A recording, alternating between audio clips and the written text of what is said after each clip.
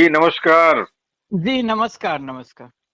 हम बातचीत कर रहे हैं newsletter with Rakesh Ranjan YouTube channel के संपादक राकेश रंजन जी के साथ बेंगलुरु कर्नाटक से।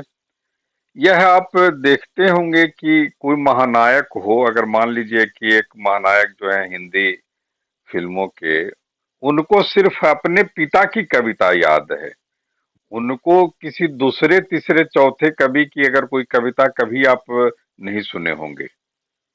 इस तरह की आत्ममुग्धता को आप क्या कहते हैं, क्या कह सकते हैं कि सिर्फ अपने बाबूजी की कविता है, बाबूजी की चार पंक्तियां हैं, बाबूजी की छह पंक्तियां हैं। मदिरा ले जाने को घर से चलता है पीने वाला, किस पथ से जाऊं असमंजस में है भोला भाला, अलग अलग पथ बतलाते पर यह मैं बतलाता हूँ, राह पकड़ तू एक चला चल पा जाएगा मधुशाला। मुक्तिबोध भी एक कवि है, निराला भी एक कवि है। ऊपर बर्फ पिघली है, निराला की पंक्तियां हैं, ऊपर बर्फ पिघली है, नीचे नदी चली है, सख्त तने के ऊपर नर्म कली है, इसी तरह हर दिया गया हूँ, बाहर मैं कर दिया गया हूँ, अंदर पर भर दिया गया हूँ। मुक्तिबोध है। अभिव्यक्ति के सारे खतरे उठाने होंगे, तोड़ने होंगे मठ और गढ़ सब। ऐसी ऐसी पंक्तियां हैं दूसरे तीसरे नामचीन हिंदी के कवियों की। आपको सिर्फ अपने पिताजी की कविता याद है और आप महानायक हैं।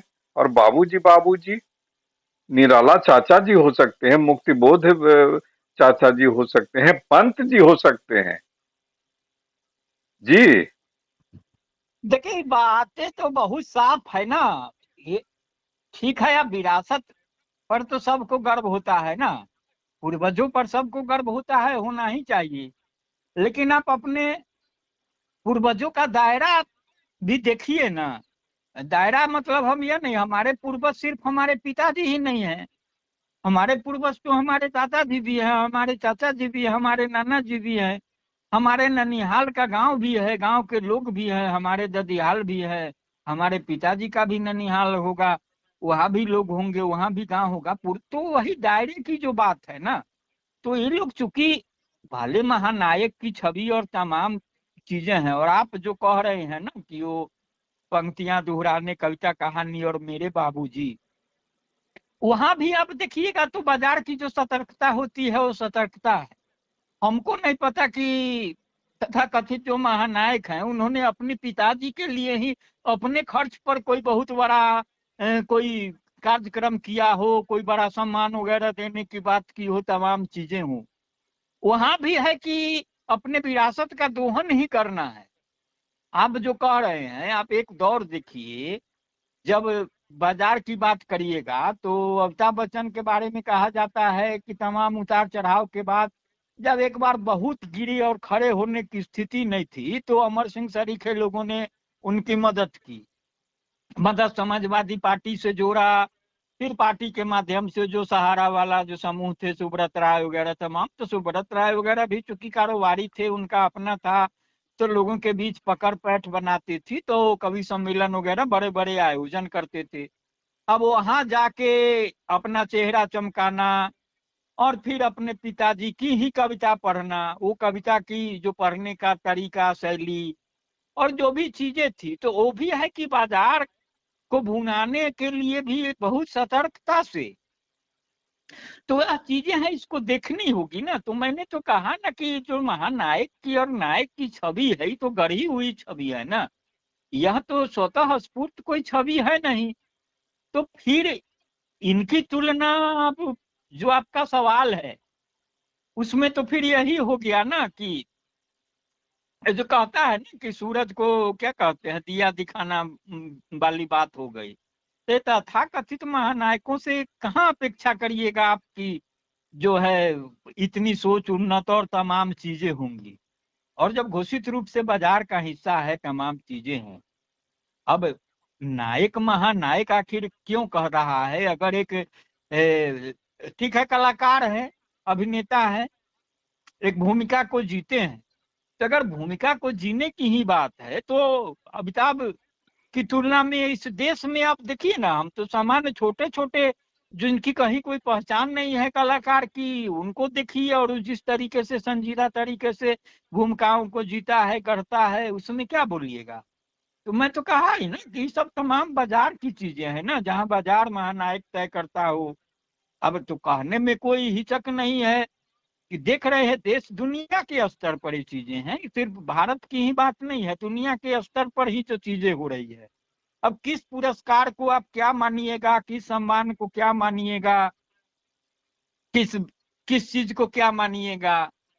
अब होता था ना कि भारत के लोग ही इतराते थे कि भैया एक दौर था कि तमाम विश्व सुंदरियां भारत से ही निकल रही थी और क्या हो रहा था। उस दौर में भी हम लोग कहा कहते थे कि ये भारत की कोई सुंदरता की नहीं हो रही है दुनिया में डंका, ये बाजार है, बाजार अपनी जरूरत के हिसाब से भारत की सुंदरता को बेच रहा है। और बातें वही हुई, जाते जाते कहाँ चली गई, वो तो बाजार को अपने सहूलियत के हिसाब से भारत का बाजार भुना लिया, तो चला दूसरे देश की ओर, तीसरे देश की ओर, एशिया हुआ, यूरोप हुआ, अफ्रीका हुआ, इस तरीके से चीजें चलती गई। तो ये भी जो नायक हैं उसी चीज में है ना। तो सब तो परखी हुई बातें हैं, तो फिर क्या बोलिएगा इनको, इनको कविता से कोई मतलब थोड़ा ही है। अगर कविता को समझेंगे, चीजों को समझेंगे, तो मैंने कहा ना कि अब विरासत, बाबूजी पर सबको गर्व होना चाहिए, क्यों नहीं होना चाहिए। ऐसा नहीं है कि बाबूजी आपके महान कवि थे इसीलिए आपके बाबूजी पर गर्व हो। एक रिक्शा चालक का पुत्र भी करता है, क्योंकि एक जो पिता की भूमिका होती है, तमाम चीजें होती है, और एक रिक्शा चालक पिता भी है, तो उस पिता की एक बड़ी उपलब्धि है कि वो अपने श्रम से सींचता है अपने औलाद को, अपने परिवार को, तमाम चीजें हैं। तो एक ऐसा थोड़े ही है कि एक रिक्शा चालक का जो योगदान अवदान अपने परिवार के लिए है, वो एक जो कवि होगा वो ज्यादा महान योगदान होगा, या जिस रूप में बातें होंगी। तो चीजें समझने की है जी। और दिनकर जी की भी पंक्तियां अगर महानायक करता तो लोगों के पास यह मैसेज भी जाता कि महानायक है, उसके पास अपनी कोई रिस्पॉन्सिबिलिटी है, सिर्फ अपने में आत्ममुग्ध नहीं है। दिनकर जी की पंक्तियां, क्षमा शोभती उस भुजंग को जिसके पास गरल हो, उसका क्या जो दंतहीन विष रहित विनित सरल हो। यह भी पंक्तियां हैं, यह पंक्तियां कम दमदार नहीं हैं। आप अरे इसको भी जी। अरे भाई, आप साहित्य की दुनिया में आप तो हमसे बेहतर समझ सकते हैं और जान सकते हैं, आपका अध्ययन तो थोड़ा उस क्षेत्र में ज्यादा है।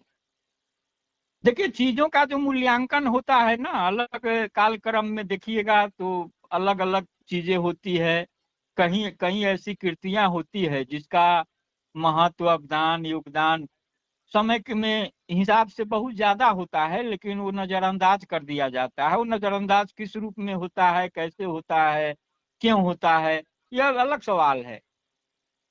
तो जहां आप दिनकर से आप हरिवंश राय बच्चन की तुलना करने की बात है, हम नहीं, तुलना नहीं कर रहे हैं, लेकिन एक जो कहता है ना कि एक जो जो कलमकार है, जिस रूप में हो, कवि है, पत्रकार है, साहित्यकार है, जो भी हो, जो भी भूमिका हो, तो अपनी जो बातें रखता है, तय करता है।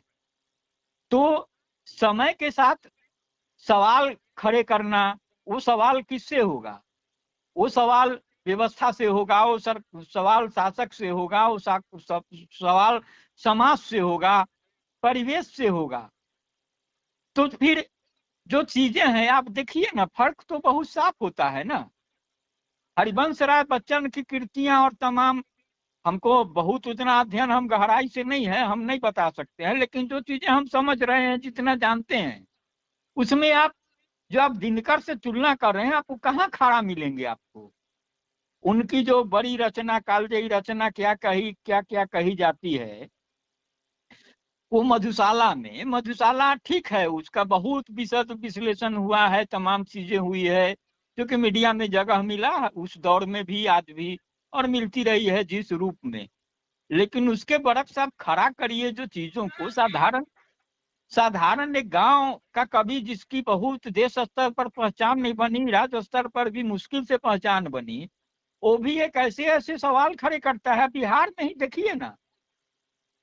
तो भाई, ये कवि की क्या भूमिका होनी चाहिए, एक लेखक की क्या भूमिका होनी चाहिए, एक साहित्यकार की क्या भूमिका होनी चाहिए। वक्त के समय से तो अपने जो वक्त के हिसाब से जो जिस रूप में चलता है, तो हमको नहीं लगता है कि हरिवंश राय बच्चन भी कोई बहुत धारा से टकराने का साहस रखने वाले लेखक थे, कवि थे। तो चीजें हैं, इसका तो अलग, इसका एक मंच है, और हम चाहेंगे कि इसकी एक विशद व्याख्या आप कराइए अपने मंच पर, जो इस क्षेत्र के विशेषज्ञ हैं। लेकिन जो अभी बातें हैं उसमें हम यही कहेंगे कि जो भी चीजें हैं, खुद जो है क्या बोलते हैं, आत्मगौरव सहलाने का मामला है, और कुछ नहीं है जी। एक आखिरी सवाल, यह आत्ममुग्धता आपको कुछ ज्यादा नहीं लग रहा है? और आपको फिल्मी गाने से ही, कि खलनायक एक संजय दत्त की फिल्म में थी, बड़ी हिट हुई थी, कि नायक नहीं खलनायक हूं मैं, जुल्मी बड़ा दुखदायक हूं मैं। यह इतनी आत्ममुग्धता कि दूसरे को दुखी कर दे। जी। हाँ, तो वही कुल मिला के बातें जो होती है ना, वहां फिर कोई धरातल नहीं होता। वो धरातल तो होगा ही, क्योंकि बिना बेस कहाँ खड़ा होगा, तो बिना बेस के धरातल है, लेकिन वही नैतिकता का मामला है ना। ये जो कहा जाता है ना, ये जो पूंजीवादी जो व्यवस्था होती है, जो पूंजीवाद की परिकल्पना है, उसमें पूंजीवादी जो शासन होगा, उस शासन के जो भी जो इकाई होंगी, वो तमाम चीजें हैं ना, उनका कोई जाति धर्म संप्रदाय नहीं होता है। ठीक है ना। वो चूंकि लोगों को समझाने की कोशिश करता है कि हम आपके लिए हैं, हम आपके लिए हैं, हम आपके लिए हैं, लेकिन वो होता किसी का नहीं है। अंततः जो है ना, वहाँ स्वहित सर्वोपरि होता है। तो कुल मिला के बातें यहाँ हैं। वो क्या कह रहा है, इससे भी कोई मतलब नहीं होता है। वो जो कह रहा है, वो बातें उसके पक्ष में जा रही है या नहीं जा रही है, यह वहां महत्व रखता है। तो फिर वही कर लीजिए, मैं नायक हूँ, मैं महानायक हूँ, मैं महानायक नहीं महाखलनायक हूँ, नायक नहीं खलनायक हूँ। ये सब जो चीजें हैं ना, वही है। और क्या कह सकते हैं हम इसको जी। बातचीत के लिए आपका आभार। नमस्कार। जी नमस्कार।